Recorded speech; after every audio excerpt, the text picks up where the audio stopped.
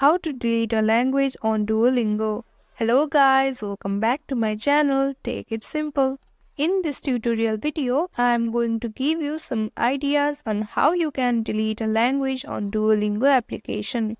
Open your Duolingo application and make sure that you have multiple languages on Duolingo application. After that, tap on avatar head and again press on gear shift icon in the upper right corner. This will bring you to the profile info of your Duolingo application. Scroll down and tap on Manage Course.